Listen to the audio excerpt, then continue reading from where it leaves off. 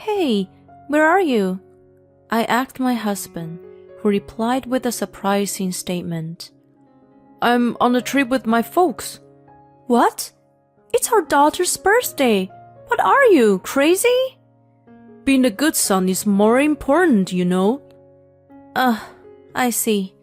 In that case, let me do what I want as well. I hung up the phone and got to work immediately. Hey, what's this about? He was frantic. It was his own doing. I wanted him to suffer. I'm Paige, a 34-year-old social worker. I've been married to Cooper for 8 years now. We were originally co-workers in the same office. He was one of my bosses and even served as my mentor, so we naturally grew close. We started seeing each other outside of work and got married after about a year. Our newlywed life was filled with love and happiness. It wasn't without its problems, though. The main issue was my in-laws. His parents wanted us to move in with them right after we got married, using their old age as an excuse. I adamantly refused, or rather, despised the idea with all my heart. I wanted to spend the first few years alone with Cooper, and there were other reasons as well. One of them was that I had an apartment of my own. My father is into real estate investment and owns several properties. When I got engaged, he gave me one of them as a wedding gift.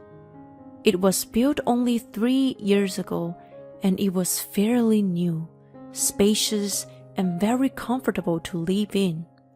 It was perfect for us as a couple, and there was plenty of space even if we had kids.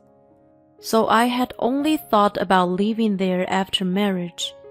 I firmly expressed my opinion to Cooper.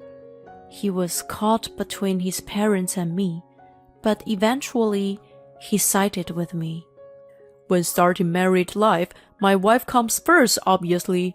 I also want to enjoy being just the two of us, so they should respect our wishes. I was happy when he was on board. From then on, my in-laws started making snide remarks to me whenever we met. You just don't want to live with old people like us, do you? You probably think we'd be a bother. What a heartless daughter-in-law you are. They held me responsible. Mom, Dad, don't blame her.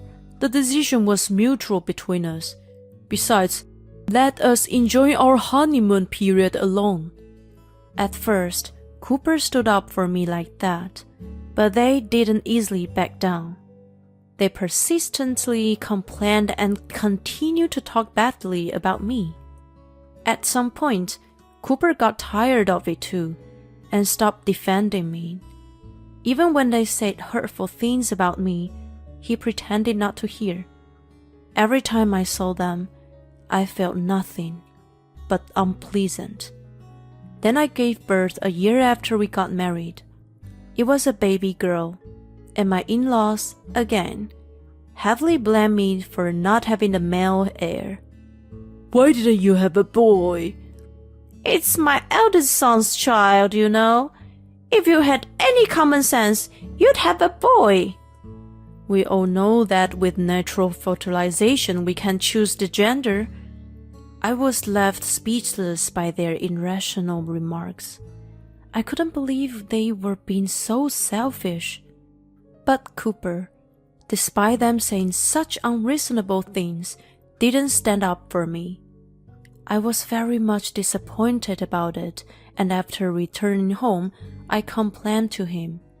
Hey, why didn't you stand up for me when your parents were being so unreasonable? You're the only one who can stop their rampage. He looked dismayed hearing me say that. Well, maybe you should have just agreed to live with them in the first place. What? Because you refused. They took offense, and that's why you're getting this treatment. It's your own doing. Whoa, how can you say that to me? You were in agreement back then.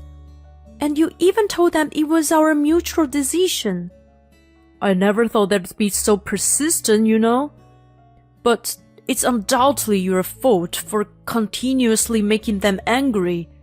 Why don't you offer to live with them now? No freaking way. Our daughter was just born.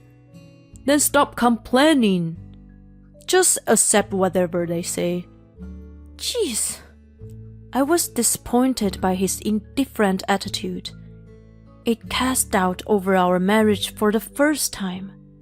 Well, I'd come to regret it in the end, but at that time, Kiara had just been born, and it was difficult to contemplate divorce. From then on, I focused on taking care of Kiara.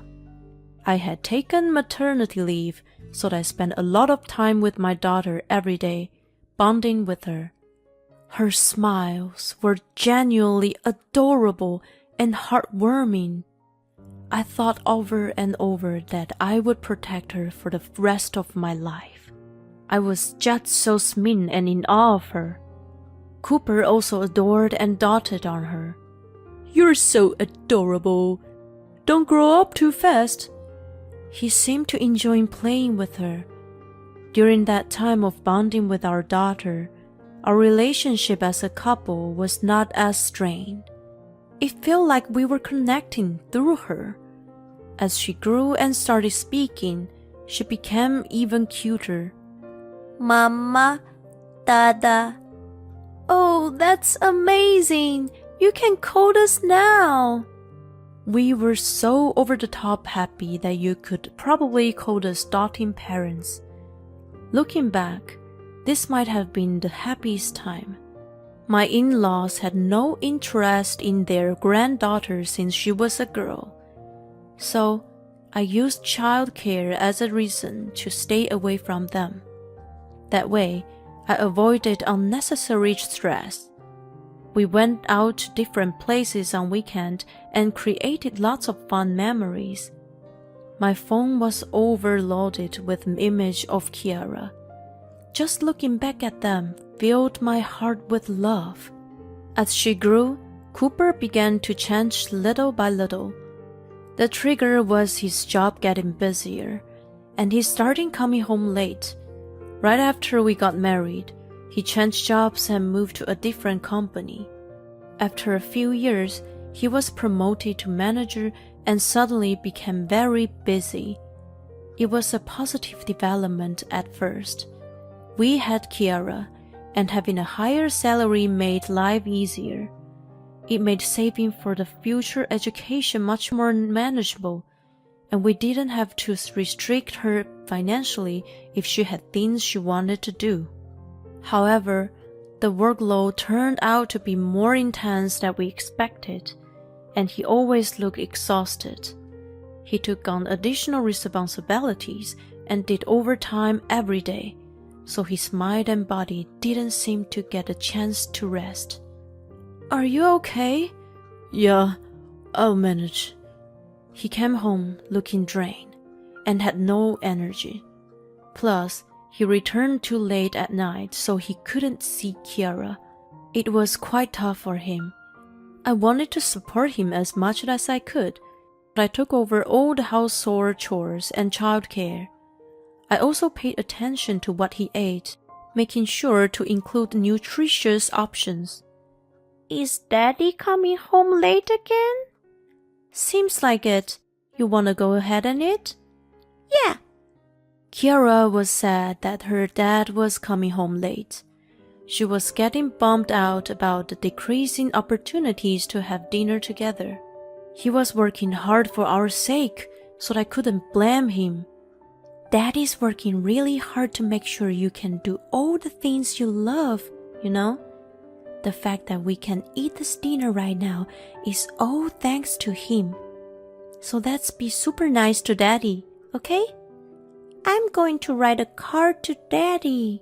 She wrote short sentences on a piece of paper and folded it in half, which she expected him to read when he got home. In it, she wrote, "Thank you for working hard, Daddy. I love you." I knew he would probably tear up when he read it. I wrapped up the dinner and placed it on the table with the card. Since he normally didn't return until around midnight, both Kiara and I went to bed before that. The next morning, the card had been collected, and Cooper woke up looking happy. Did you get a card?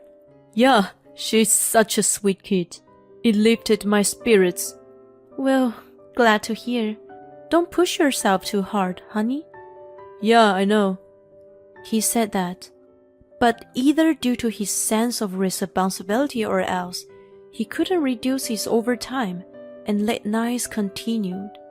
He looked tired every day, and even when I tried to talk to him, he seemed out of space. He was also working on weekends, which left him exhausted, and he'd spend Sundays sleeping. We couldn't go on family outgoings, but I also couldn't blame him. In the midst of this, something bad happened.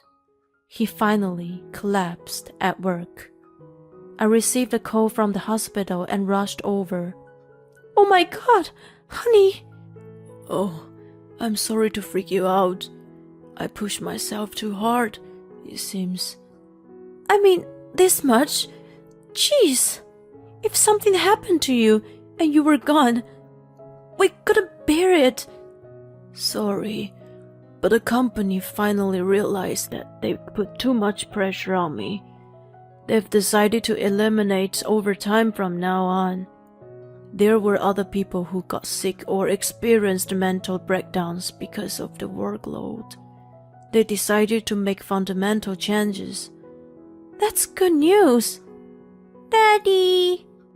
Kiara, I'm sorry for making you worry. Cooper lifted her up to his bed and held her in his arms. She looked happy as he affectionately stroked her back. From now on, I'll work without overdoing it. That's a promise. He wasn't suffering from an illness, and it was simply due to exhaustion. After a few days of observation, including test and treatment, he was said to be discharged. I felt relief upon hearing that.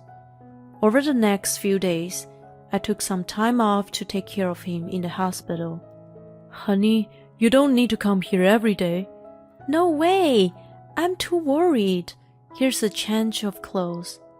I'll put the pudding in the fridge, okay? Oh, thanks. When you're discharged, let's go out for some good food. Yeah, sounds good. We were enjoying our conversation when my in-laws arrived. Cooper! Oh God! Are you okay? We heard you collapse from overwork. Oh, Mom, Dad, I'm sorry for making you worry. They immediately turned to glare at me. You, Paige! How can you drive him to the point of collapsing from overwork? Excuse me? You forced him to work so hard and even made him to do housework, didn't you? You're a terrible woman. I was taken aback by their sudden accusation. Hey, both of you, don't jump to conclusions. I collapsed because my company was giving me too many responsibilities. She was actually worried about me. Even if that's the case, we don't want her around when we are here. I had no choice but to obey. All right, I'm leaving then. Good riddance. I was extremely upset, but they were still his parents, and I had to step back. I didn't want to have a fight in the hospital anyway. I reduced my frequency of visiting since he'd be discharged soon, and his parents were visiting frequently. About a week later, he came back home. Welcome back, Daddy. Oh, I missed you, Kiara. Welcome home. Thanks for everything, honey.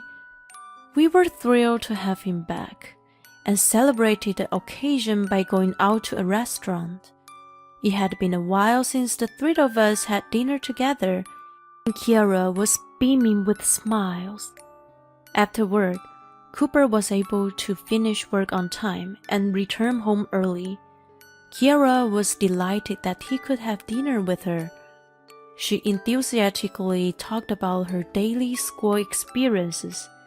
Watching her face brighten up, I was filled with happiness. It was wonderful to spend time as a family at last. After a while, Cooper started to come home late again. Although not as late as before, but often around 10 p.m. He also had to work on weekends more often, which made me worry. Hey, honey, are you okay? Is your workload increasing again? Oh, I'm fine.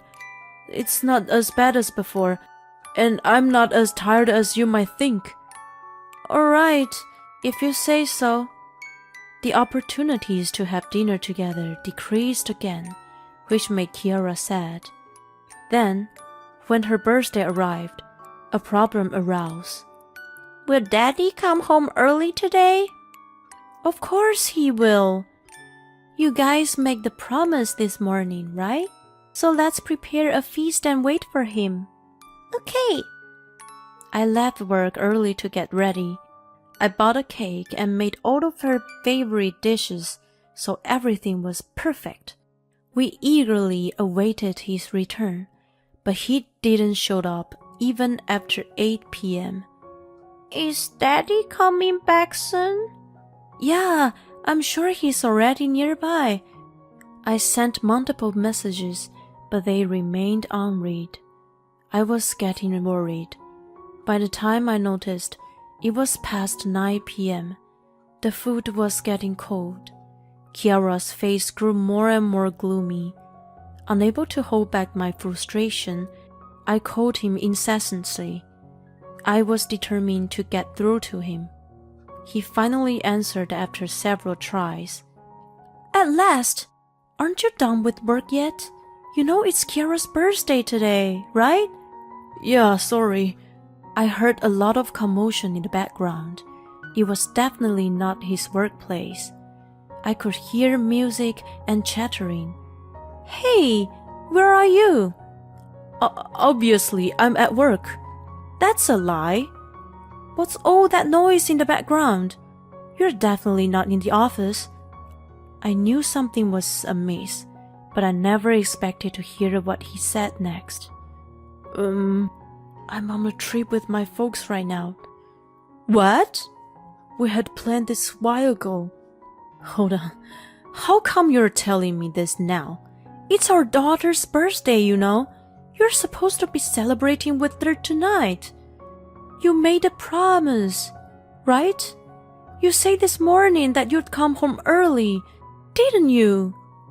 But being a good son is more important, you know. What the? Anyway, it's all your fault. I'm stuck in the middle because you can't get along with my parents, and I have to choose between you. Oh, I see. In that case, I will do what I want to. His outburst shattered something within me. I hung up the phone and got to work immediately. Then, something I never expected came to light. Fueled by anger, I decided to bring Judgment Day upon him. Hey, sweetie, it looks like Daddy can come home soon. We'll have a birthday party with just two of us, okay? I started reheating the food. She was almost to tears, but she must have sensed something from me. Instead of crying, she quietly went along with me. After that, I called my father.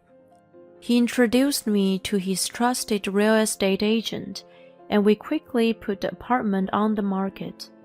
Kiara and I moved our belongings to another property owned by my father, and Cooper's stuff was sent to his parents. By acting swiftly, I managed to complete the move in no time. A few days later, Cooper called me frantically. What's up, Cooper? Hey, what happened here? He sounded freaked out. Why isn't my key working? Because that apartment's on sale now. On sale? What the heck are you doing? Well, you missed Kira's birthday. Yeah, I'm sorry about that. But is that enough reason to take such drastic action? You're right. I'm not doing it just because of that. What's really pissing me off is that you told so many lies. You lied about taking a trip with your parents, right? What are you talking about? I did go with them. You know, I called your mom after I spoke to you. Oh, I wanted to give her a piece of my mind. But she said she hadn't left anywhere and was still at home. At first, I thought she was lying, but when I explained the situation, she came over. That's when I found out you used them to make up a lie. So, who did you go on the trip with? Well, I'm sorry, I was cheating. I knew it. You chose the trip with your mistress over your own daughter's birthday. It was planned a while ago. I didn't realize that it clashed with her birthday until recently. I didn't know what to do. You're the worst father. You think it's obvious which one should take priority, right? Anyway, we're getting a divorce. No. Of course, yes. Does it mean I won't be able to see Kira anymore? That's up to you. Reflect on the fact that what you did was terrible, and let's handle the rest through lawyers. I hung up on him. Afterward, he went back to his parents' house, where he received a severe scolding from them and was subsequently kicked out. I then filed a divorce through a lawyer and requested alimony and child support. I managed to claim $60,000 just for alimony. As it turns out, his mistress was a nurse at the hospital where he stayed. They had continued their affair after he was discharged. I submitted a bad review, advising people to be aware that there was a husband-snatching nurse working there. It attracted a lot of attention, and the hospital HR eventually contacted me to investigate. Subsequently, she was let go. She and Cooper broke up, and he now lives a solitary and financially strained life, working hard to pay off the alimony and child support. After all, it's all his own doing. Let him suffer, for all I care. On the other hand, I decided to move in with my parents until Kiara was a little older. I'm working diligently so that even as a single-parent household, we won't be pitted by others. I'm going to cherish my daughter and lead a fulfilling life from now on.